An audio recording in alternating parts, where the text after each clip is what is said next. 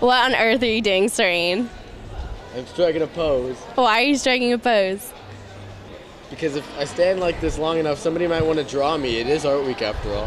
No one's gonna want to draw you. Yeah, you don't know that. And what on earth is on your head? Art. Anyways, I'm Lauren, and this goof is Serene, and TV Western starts now. Sun's down, the crowd is coming over me. Front row, breaking down security. The encore's a cover of the Beach Boys. The phone rings, the song stops, it brings me down to earth. I'm just a patio rock star on my 5-string guitar. I'm just a patio rock star, waving at the passing cars. I'm just a patio rock star, open for your favorite CD.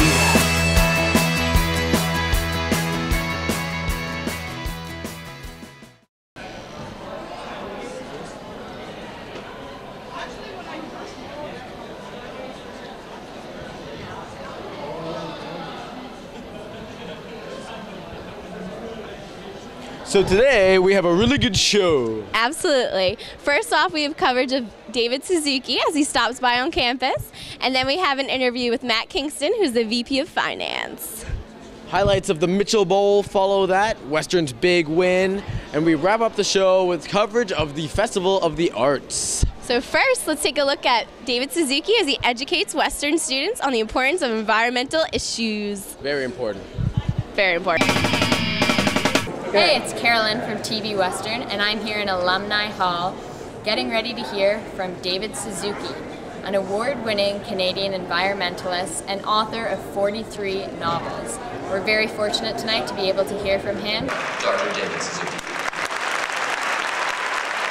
When I was growing up in London in the 1950s, my high school teachers told us the oceans are filled with vast reservoirs of limitless protein.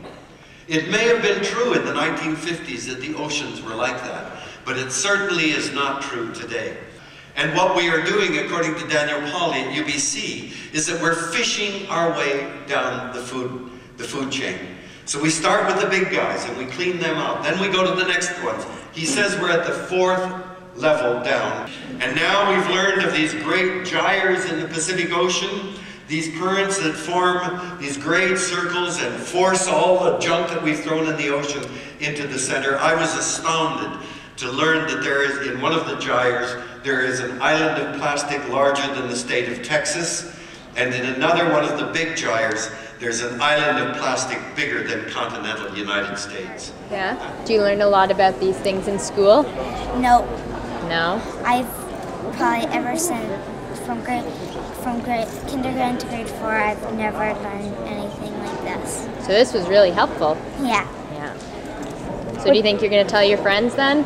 Probably. Yeah? They probably won't believe me with all the stuff I'm telling them, but I should because... Just tell them David Suzuki told you. Yeah. And so it becomes easy then, if we understand so little about the source of all that we use or where our wastes go, then it becomes easy to believe what our leaders in business and politics tell us. It's the economy. If you have a strong economy, we can afford plenty of electricity and clean water and garbage disposal and sewage treatment and all our stores filled with stuff. I love talking to audiences where there are kids in Toronto because I tell them, you know, when you turn on the tap to take a drink of water, that comes from Lake Ontario. And when you flush the toilet, it goes right out into Lake Ontario. And then they understand that, boy, they depend on nature and cycles pretty quickly. What can we do? I think the challenge for us is to put the world back together again. We've got to see the world as it really is. But no, we elevate the economy above ecology.